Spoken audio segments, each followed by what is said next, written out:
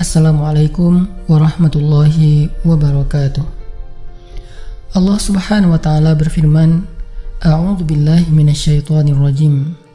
Bismillahirrahmanirrahim. Ya ayyuhalladzina amanu ista'inu bis-sabri was-salah. Innallaha ma'as-sabirin. Innallaha ma'as-sabirin.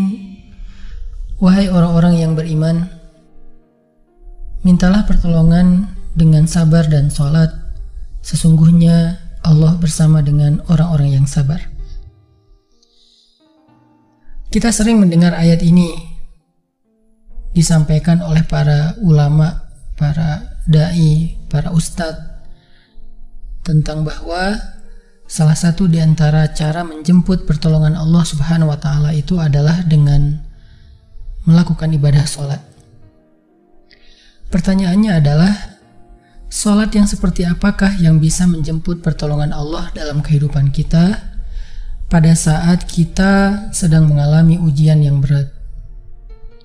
Banyak orang yang bilang, saya sholat tapi kok hidup saya gini-gini aja. Banyak orang yang bilang, saya udah sholat tetapi kok doa saya belum diijabah.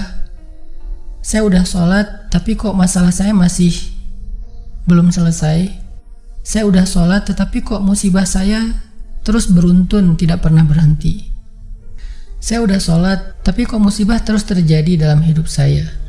Sehingga teman-teman yang dirahmati Allah, kita perlu belajar sholat yang seperti apa yang bisa menjemput pertolongan Allah subhanahu wa ta'ala secara ajaib.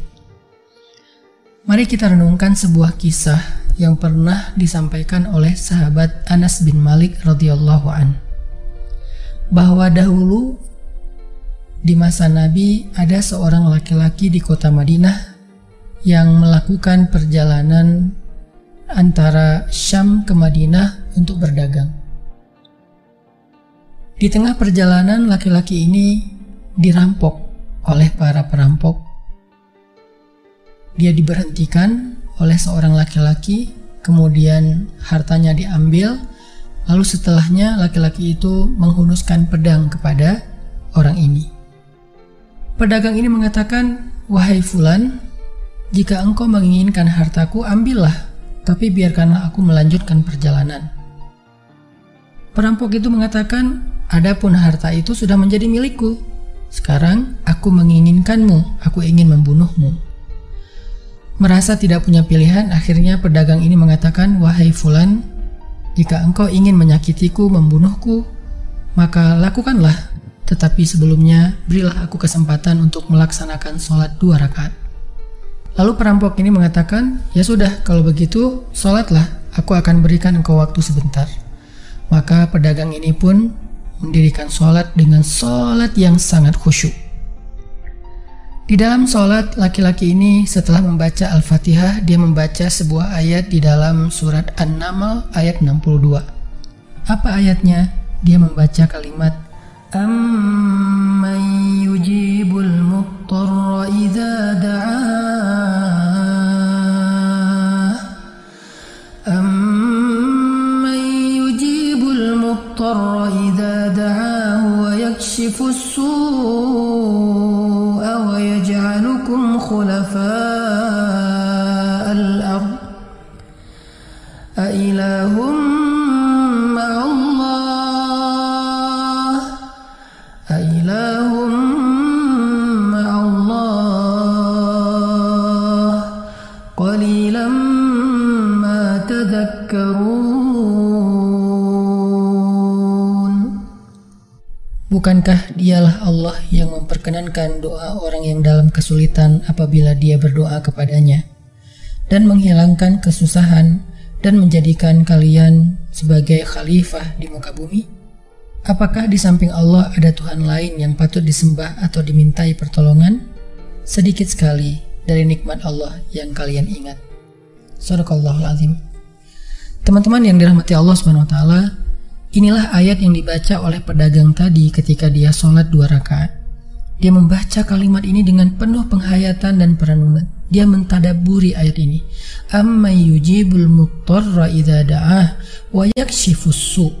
Bukankah dialah Allah yang memperkenankan doa orang-orang yang dalam kesulitan dan menghilangkan kesusahan?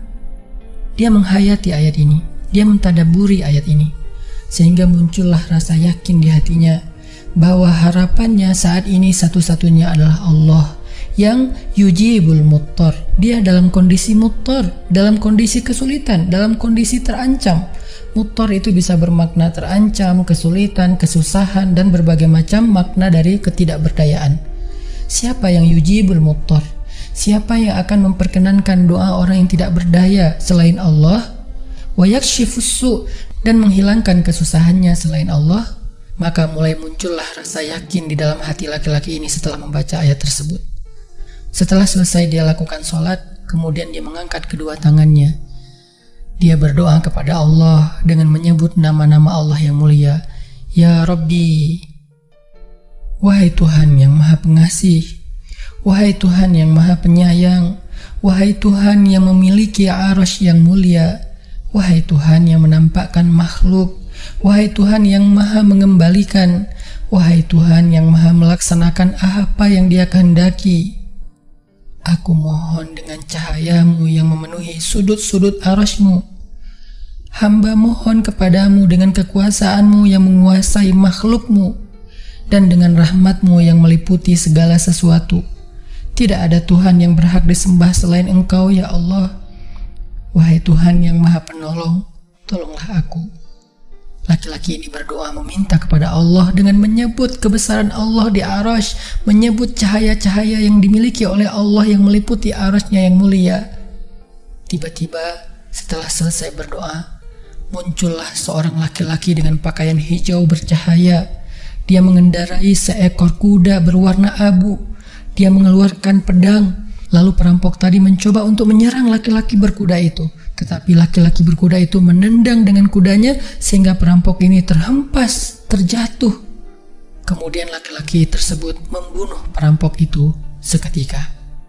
Kemudian pedagang itu bertanya, "Siapakah Tuan?" Lalu penunggang kuda itu menjawab, "Ketahuilah, saya adalah malaikat yang turun dari langit ketiga. Ketika kamu berdoa kepada Allah kali yang pertama, kami para malaikat mendengar suara gemerincing dari pintu-pintu langit. Sehingga para malaikat bertanya-tanya, apa yang sedang terjadi? Tiba-tiba muncullah doamu yang kedua, hingga pintu-pintu langit terbuka dan nampaklah cahaya yang sangat benderang. Dan di doamu yang ketiga, datanglah malaikat Jibril kepada kami seraya berseru, siapakah di antara kalian wahai para malaikat yang mau menolong hamba Allah itu? Lalu aku memohon kepada Allah agar Ia mengizinkanku melaksanakan tugas ini. Wahai hamba Allah, ketahuilah, barang siapa yang berdoa dengan doa yang engkau baca tadi ketika dalam kesedihan, penderitaan, dan dalam keadaan sedang susah, maka Allah akan melepaskannya dari kesedihan dan akan menolongnya." Teman-teman yang dirahmati Allah Subhanahu wa Ta'ala, itulah salah satu kisah tentang keajaiban sholat seorang pedagang yang dengan sholat itu Allah Subhanahu wa Ta'ala mendatangkan pertolongan yang luar biasa dalam masalahnya. Pertanyaannya adalah, apa rahasia sholat pedagang itu sehingga Allah mendatangkan malaikat khusus yang menunggang kuda berwarna abu, lalu malaikat ini membunuh perampok yang ingin mencelakai pedagang itu? Salah satu rahasia dari sholat pedagang itu, kata para ulama, adalah dia melakukan ibadah sholat dengan ihsan. Seperti yang dikatakan Nabi tentang bab ihsan, an ta'budallah ka'annaka tarah fa in lam takun tarah fa innahu yarak. Ketika engkau beribadah kepada Allah, seolah-olah engkau melihat Allah. Jika engkau tidak bisa melihat Allah, maka yakinlah Allah melihatmu. Di sini Nabi mengajarkan kepada kita tentang sholat yang terkoneksi langsung dengan Allah Subhanahu wa Ta'ala. Terkoneksi dalam yakin dan iman sampai seolah-olah kita melihat Allah, Artinya ketika kita bisa sholat seolah-olah kita melihat Allah, lalu dengan kondisi seperti itu kita meminta pertolongan Allah dengan penuh keyakinan, itulah sholat yang mendatangkan pertolongan Allah. Atau kalau kita nggak bisa membayangkan bahwa kita melihat Allah karena itu memang sulit, maka yakinlah Allah melihat kita dan itu pasti. Artinya bahwa Allah itu pasti mendengar kita, melihat kita, dan sedang menunggu apa yang kita butuhkan. Maka orang yang bisa melakukan sholat dalam keadaan benar-benar seperti sedang bertemu dengan Allah, lalu dia meminta pertolongan Allah Subhanahu wa Ta'ala seperti pedagang tadi, maka sholatnya itulah yang disebut di dalam Al-Quran wasta'inu bis sabri was sholah, sholat yang bisa mendatangkan pertolongan Allah Subhanahu wa Ta'ala. Semakin sering kita melakukan sholat dengan ihsan, benar-benar seperti bertemu dengan Allah Subhanahu wa Ta'ala. Kalau kita nggak bisa ngerasain bagaimana cara menghayati kita melihat Allah, yakinlah Allah melihat kita. Dan kalau kita bisa mendawamkan ini dalam sholat 5 waktu dan dalam sholat-sholat sunnah kita yang lain, terutama sholat tahajud, maka insya Allah sholat kita sudah menjadi jalan keajaiban dalam kehidupan kita. Barakallahu fiikum.